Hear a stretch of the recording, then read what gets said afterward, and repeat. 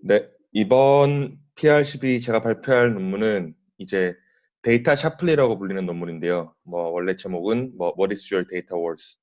Equitable Valuation of Data라는 논문이고 이번 ICML 2019년에 발표된 논문입니다. 논문 저자는 스탠포드 이제 사람들인데요. 제임스 주 교수님 랩에서 나온 논문입니다.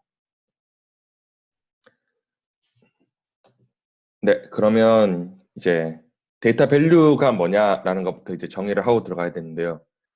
데이터 밸류라고 하면 이제 각각의 트레이닝 샘플이 얼마나 크게 이제 프레딕터에 이제 컨트리뷰션 할 수 있는지를 측정하는 그 문제를 데이터 밸류 에스티메이션 혹 이제 밸류에이션 오브 데이터라고 부를 수 있습니다. 이제 그러기 위해서는 이제 세 가지 컴포넌트가 필요한데요. 먼저 당연히 트레이닝 데이터가 있어야 되겠죠. 그리고 이 밸류에이션은 어떤 러닝 알고리즘을 쓰냐에 따라 달라질 수 있고 어떤 이밸류에이션 매트릭을 쓰냐에 따라 달라질 수가 있어요. 그러니까 트레이닝 데이터가 포인트 3개가 있으면 각각의 포인트가 이 러닝 알고리즘에서 얼마만큼 이밸류에이션 매트릭으로 영향을 미치는지를 밸류에이션하는 문제입니다. 즉 보시면 each 데이터가 트레이닝 데이터 각 포인트를 의미하고요. contribute to accurate mistake가 이제 evaluation 매트릭을 의미하고 train predictor가 이제 러닝 알고리즘을 의미합니다. 이제 제가 이 페이퍼를 선택한 이유가 있는데요. 왜냐하면 이 페이퍼는 좀 제너럴한 문제를 태클하고 있어서 이거를 잘 풀게 되면 다양한 애플리케이션에 적용할 수가 있어요. 이제 첫 번째로 이제 가장 간단하게 생각해 볼 수 있는 게 트랜스퍼 러닝 문제인데요. 도메인 어댑테이션이라고 얘기하는 게 더 정확할 수도 있는데 이제 트레이닝 셋이랑 테스팅 셋이랑 디스트리뷰션이 다른 경우에 우리가 이 트레이닝 셋의 데이터를 그러니까 데이터의 밸류를 잘 에스티메이션 할 수 있으면 어떤 트레이닝 셋 포인트가 이 타겟 그러니까 디스트리뷰션을 프레딕션 하는데 필요한지를 알 수 있겠죠. 그렇게 되면 다른 타겟 디스트리뷰션에 대해서 다른 트레이닝 셋을 선택할 수가 있고 그 선택된 데이터만 이용해서 프레딕트 모델을 만들면 이 프레딕트 모델은 다른 디스트리뷰션을 가진 테스팅 셋에서도 잘 동작할 수 있겠죠. 이제 그런 데 쓸 수가 있고요. 두 번째로는 이제 트레이닝 데이터가 노이즈를 가지고 있다고 가정했을 때 예를 들면 이제 레이블이 이제 코럽트 됐거나 피처에 노이즈가 들어갔을 때 이제 이런 밸류에이션 방법을 사용하면 어떤 샘플에 노이즈가 있는지 어떤 샘플의 레이블이 코럽트 됐는지를 발견할 수 있고요.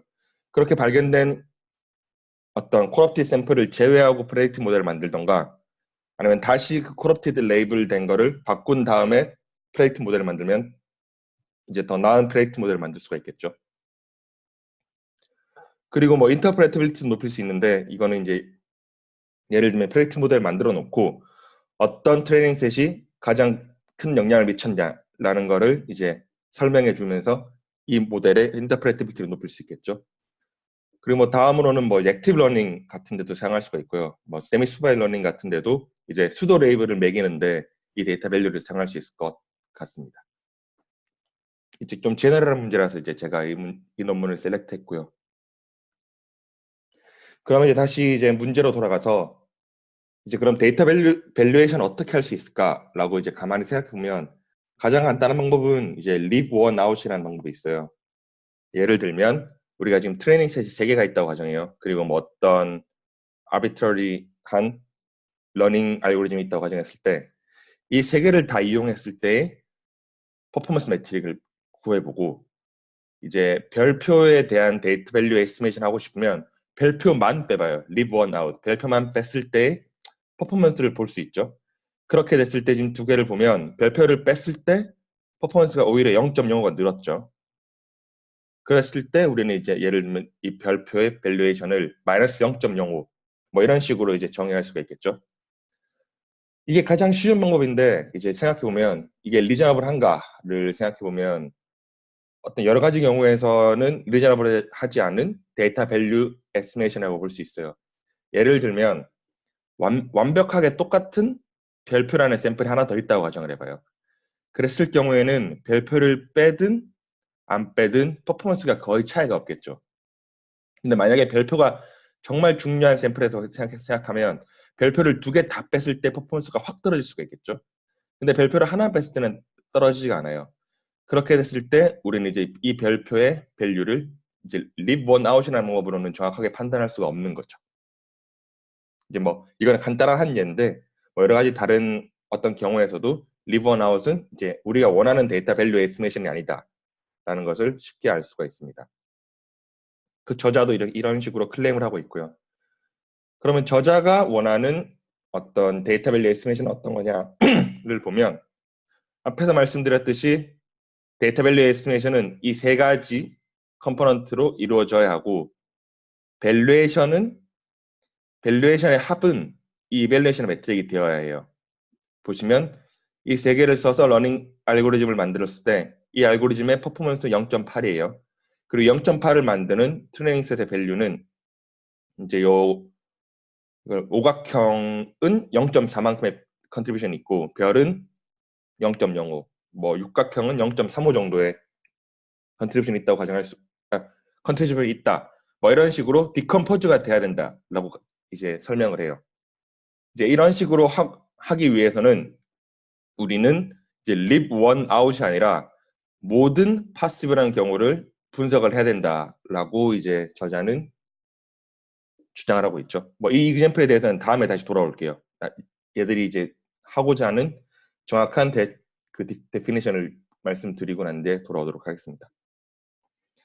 그리고 이 저자들은 이제 데이터 밸류라는 거는 이제 세 가지의 프로퍼티를 가졌으면 좋겠다라는 생각을 해요. 첫 번째 프로퍼티는 null element라고 이제 D를 이제 데이터셋이라고 가정하면 이 데이터셋에서 i번째 샘플을 뺀 어떤 서브셋을 만들 수 있겠죠.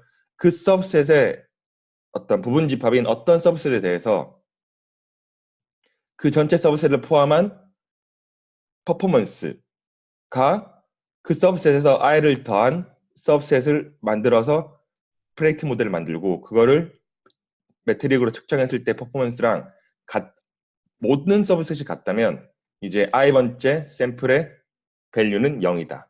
이게 뭔 말이냐면 제가 이제 뭐 데이터셋을 가지고 있어요. 거기서 일단 i번째 데이터를 빼요. 그리고 그 나머지 서브셋의 모든 부분 집합을 S죠. 모든 부분 집합에 우리가 i를 다시 더해도 퍼포먼스에 변화가 없으면 뭐 이건 당연히 밸류가 0이 돼야 되겠죠. 이거를 뭐 null element라고 할 수가 있고요. 두 번째는 전체 데이터에서 IJ를 둘 다 빼고 이제 그 뺀 집합의 모든 부분 집합에 대해서 I를 넣거나 J를 넣거나 밸류에이션이 같으면 이제 두 개의 데이터 밸류는 같다. 뭐 이거는 당연하겠죠. 당연하다기보다는 갖춰졌으면 좋겠는 이제 프로퍼티가 되겠죠. 뭐 세 번째는 전체 퍼포먼스가 어떤 각각의 테스팅 셋의 로스의 썸으로 표현된다면 데이터 밸류도 이 썸으로 표현된다. 아까 말했던 디컴포지션에 대한 내용이 되겠죠. 이제 그리고 저자는 이 세 가지 프로퍼티를 모두 만족시키는 어떤 포뮬라는 이 방법밖에 없다라는 걸 증명을 해요. 보시면 any data valuation이 앞에 있는 세 개의 프로퍼티를 만족하는 any data valuation은 이런 폼을 가져야만 한다라는 거죠. 이 말은 이제 이런 폼 말고는 앞에 세 개는 모두 만족시킬 수는 없다라는 거예요. 그리고 이거는 어디서 나왔냐면 1950년대인가 60년대 이제 게임 티어리에서 나왔던 논문이 그러니까 컨셉이고요. 이걸로 아마 노벨상도 받았었을 겁니다. 그걸 이제 샤플리 밸류라고 그러는데요. 이 논문에서는 이제 이 샤플리 밸류를 이용해서 이제 데이터 밸류에이션을 구해서 결국에는 이 데이터 밸류를 데이터 샤플리 밸류라고 부르게 됩니다. 그러면 이거를 좀 자세히 살펴보면 i번째 데이터의 데이터 밸류는 뭐 C는 이거는 뭐 상수예요. 어떤 상수가 될 수가 있고요. 일단 어떤 썸인데 어떤 썸이냐? 전체 데이터에서 i번째 데이터를 뺀 집합의 모든 가능한 서브셋이에요. 이거는 익스포넨셜하게 증가하겠죠. 이제 D의 개수가 증가하면 그 모든 서브셋의 합을 구해야 돼요. 어떤 합을 구하느냐? 노미네이터를 보면 그 부분 집합에서 i를 더하고 그거를 트레이닝 이용해서 트레이닝 프레딕티를 만들고 그 프레딕티 모델을 퍼포먼스 매트릭으로 매저했을 때 그 퍼포먼스 빼기 그냥 그 서브셋만을 사용해서 모델을 만들고 그 모델의 퍼포먼스 즉 i가 이 서브셋에 들어갔을 때 마지널 컨트리뷰션을 이제 노미네이터로 두고요. 디노미네이터는 이제 요 집합의 서브셋 중에 요 크기를 가지는 모든 가능한 개수를 디노미네이터로 둡니다. 그러니까 이거를 다 더했을 때 값을 우리는 이제 데이터 밸류라고 두는 거고요. 이거는 자세히 보시면 이제 expected contribution to all possible size of training data sample 이라고 보실 수 있습니다. 그러니까 expected marginal contribution to all possible size of training data sample 이라고 볼 수가 있는 겁니다. 이제 이걸 이용해서 어떻게 계산하느냐를 보면요. 우리가 이제 이런 세 개의 샘플이 있다고 가정했을 때 별에 대한 데이터 밸류 에스티메이션을 하고 싶어요. 그러면 이제 D- 별을 해야 되겠죠. 그러면 이제 요 두 개가 있죠. 이거의 모든 서브셋을 구해야 돼요. 모든 서브셋은 얘만 있거나 얘가 두 개가 있거나 즉 세 개의 서브셋이 존재하죠. 그 세 개의 서브셋 중에서 별을 이제 하나씩 빼봐요. 그랬을 때 이제 마지널 컨트리뷰션은 여기서는 마이너스 0.05죠. 그리고 이 두 개가 다 존재하는 서브셋은 하나밖에 없으니까 디노미네이터는 1이 되고요.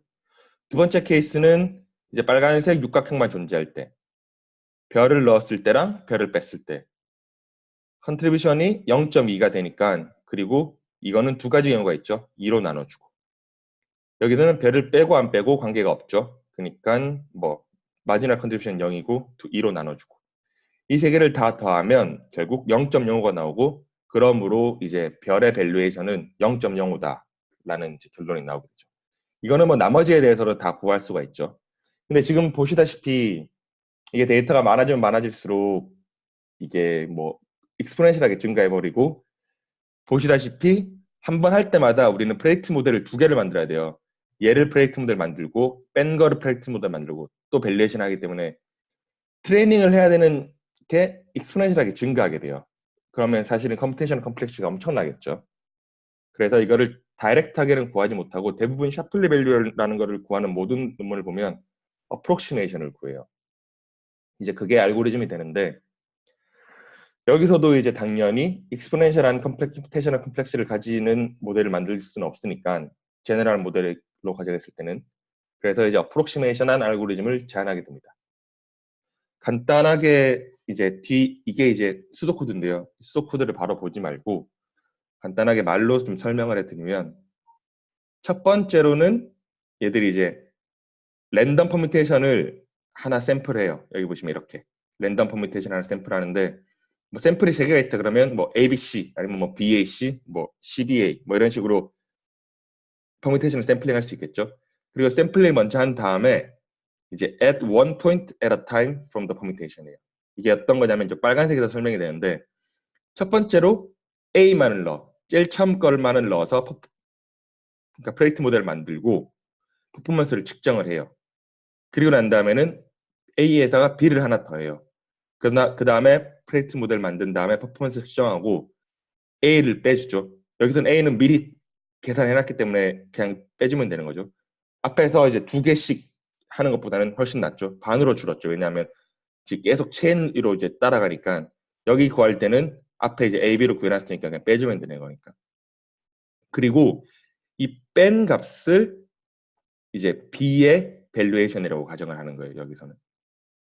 그리고 그 다음에는 A, B에다가 C를 넣고 A, B, C에 프레딕트 모델을 만든 다음에 퍼포먼스 측정한 다음에 A, B를 구한 퍼포먼스를 빼주고 이 값을 C에 대한 밸류에이션이라고 두고요. 이걸 어디까지 가냐?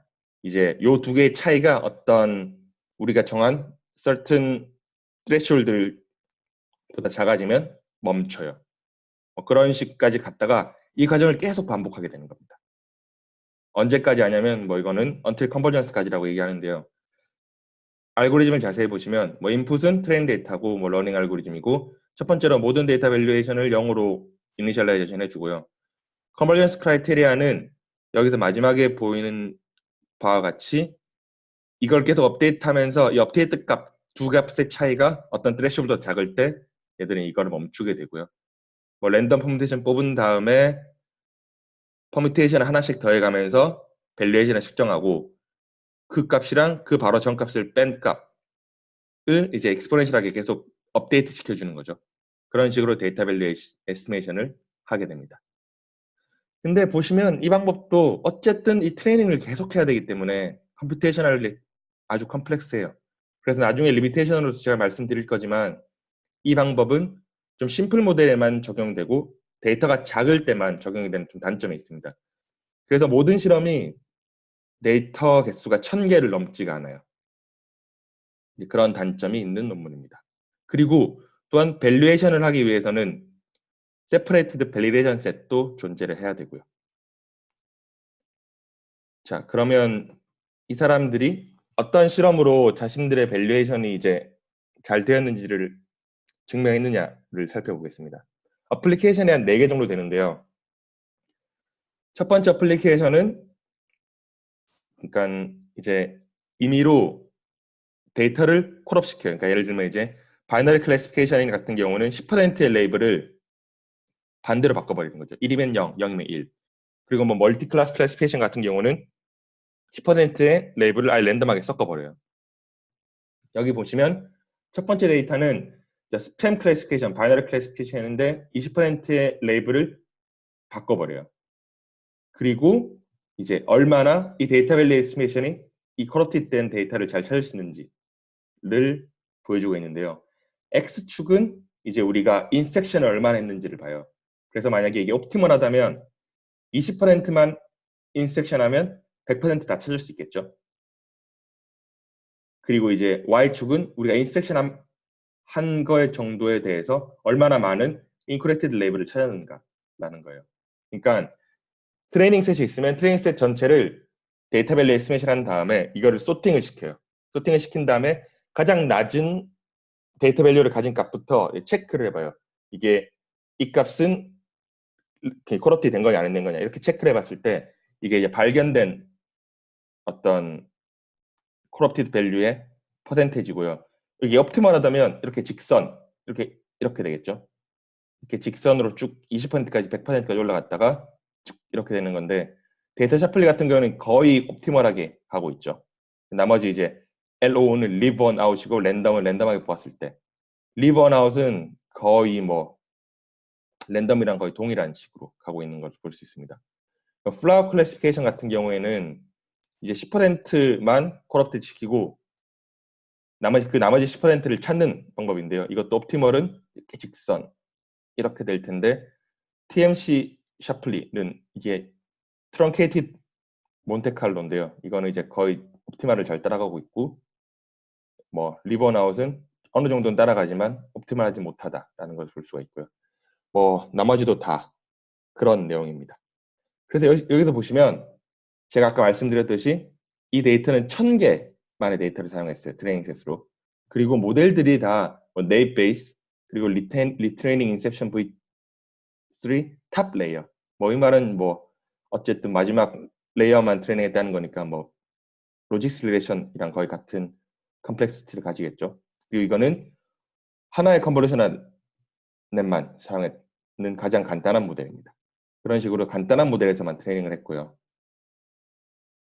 두 번째로는 이제 피처에다가 노이즈를 넣어봤어요. 피처에다가 데이터를 코럽트 시키면 어떻게 되냐를 살펴봤는데 노이즈를 조금 넣었을 때 이제 데이터 밸류랑 노이즈를 많이 넣었을 때 데이터 밸류를 보시면 데이터 밸류가 점점 떨어지는 걸 볼 수 있죠. 많은 노이즈 레벨, 그러니까 노이즈가 클 때는 노이즈 이미지의 데이터 밸류는 작고 뭐 적을 때는 데이터 밸류가 이제 클린 이미지랑 거의 같다라는 걸 볼 수 있죠. 그러니까 이거는 이제 퀄리테이티브하게 이제 증명을 하는 건데 이 노이즈 레벨에 따라서 데이터 밸류 에스티메이션이 잘 되고 있다, 뭐 리니어하게 잘 되고 있다라는 것을 보여주고 있습니다. 예를 들면 이제 원래 레이블인 데이지인데 우리가 이제 선플라워로 이제 코럽트 시켰을 때 밸류에이션 뭐 원래 레이블은 데이지인데 원래 레이블은 로즈인데 데이지로 코럽 시켰을 때 밸류에이션 이 밸류에이션은 다 이제 마이너스, 즉 네거티브 값을 갖는다는 걸 알 수가 있죠. 이제 corrupted label은 뭐 이런 식으로 찰 수 있다라는 이그젬플을 보여주고 있고요. 노이즈가 점점 증가했을 때 밸류에이션이 점점 떨어지는 걸 볼 수가 있죠. 뭐 이런 식으로 노이즈 레벨과 밸류에이션은 어떤 콜레이션을 가진다라는 것을 퀄리테이티브하게 보여주고 있습니다. 두 번째가 조금 인상적인데요. 두 번째는 이제 메디컬 어플리케이션을 가지고 왔어요. 그 데이터셋은 UK 바이오뱅크 500만 개의 인디비주얼이 존재하는데요. 여기서 목적은 뭐 스킨 캔서, 뭐 컬론 캔서, 브레스트 캔서 같은 세 가지 캔서를 찾아내는 게 이 문제의 오브젝티브입니다. 그 데이터는 이제 영국의 22개의 지역에서 가져와요. 그래서 여기서 보시면 데이터가 500만 개지만 50만 개인가요? 네, 50만 개지만 데이터는 22개로 서브셋으로 나눠요.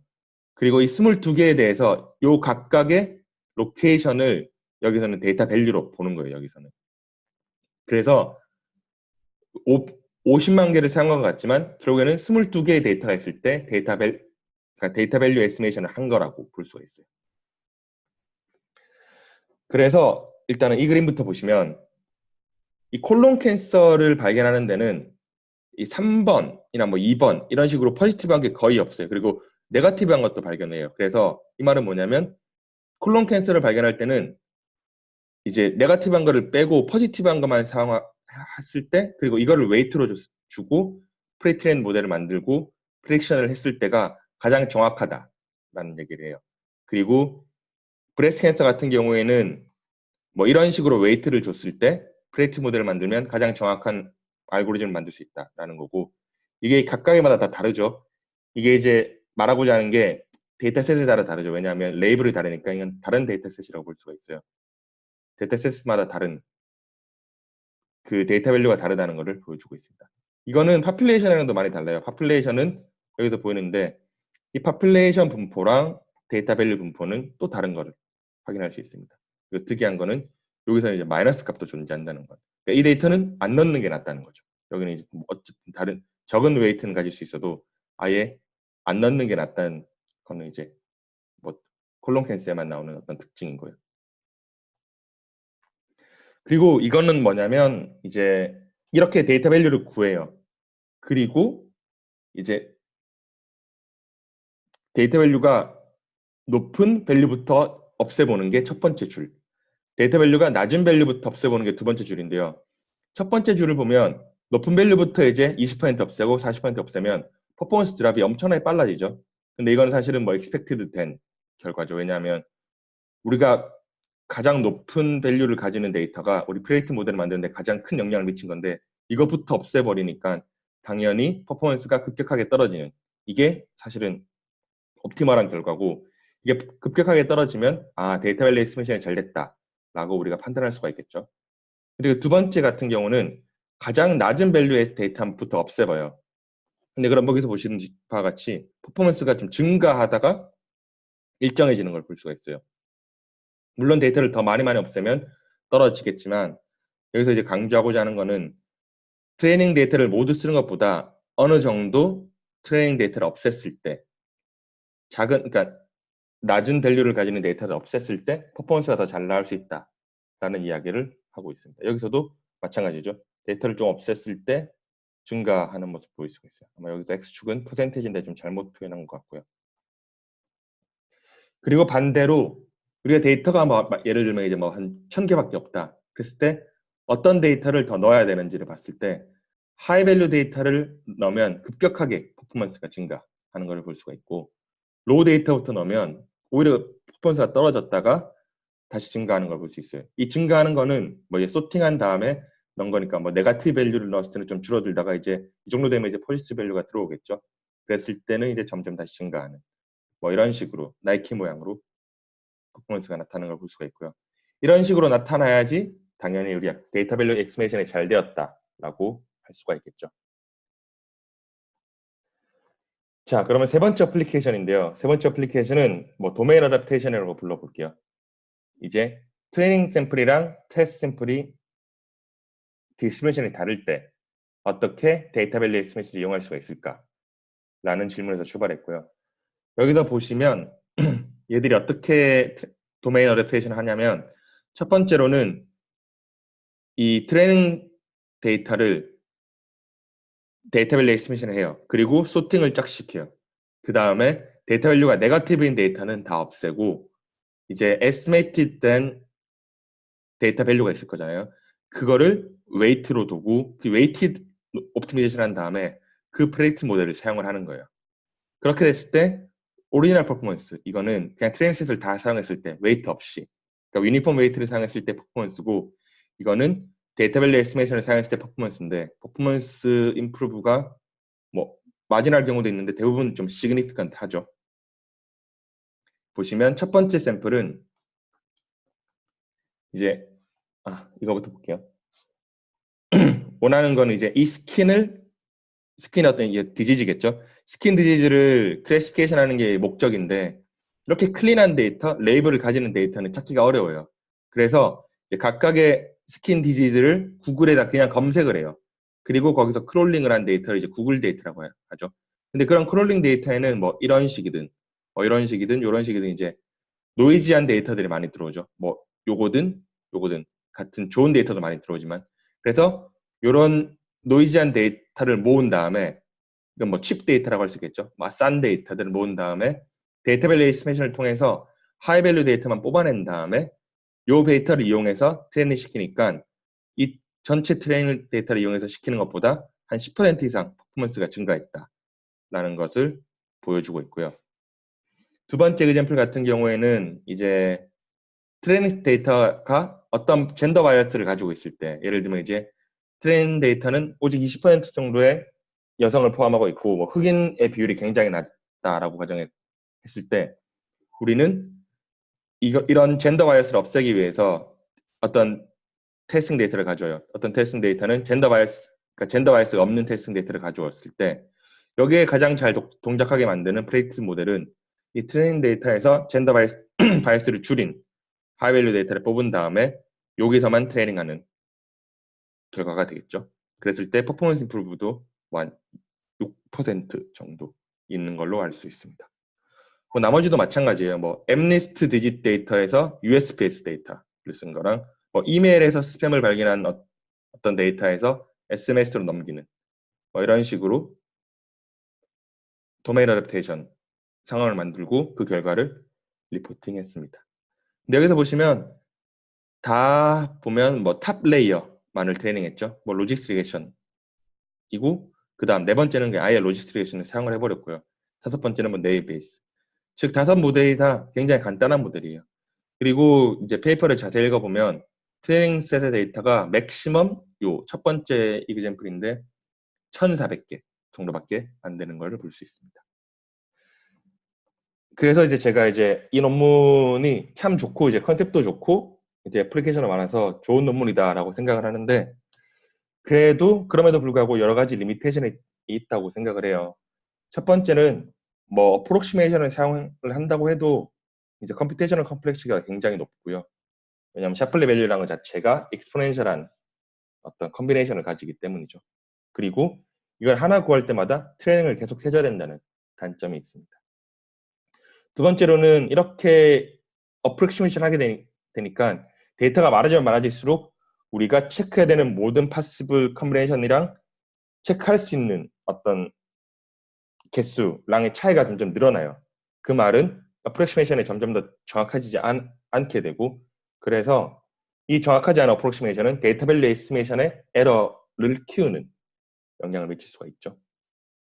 그래서 이 논문은 컨셉은 좋고 사용할 수 있는 경우도 많지만 스몰 데이터 그리고 심플 모델에만 이용할 수 있다는 한계가 있습니다. 네, 다음은 뭐 여러 가지 이제 도움될 만한 링크인데요. 저자가 이제 GitHub 코드도 공개했고요. 공개한 코드는 뭐 사실은 심플 신테틱 데이터에 대해서만 공개를 했지만 뭐 자연스럽게 이제 다른 데이터도 옮길 수가 있고요.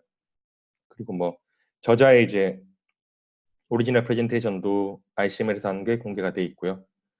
이 스탠포드 교수님 홈페이지에 가시면 또 다른 설명이 나와 있습니다.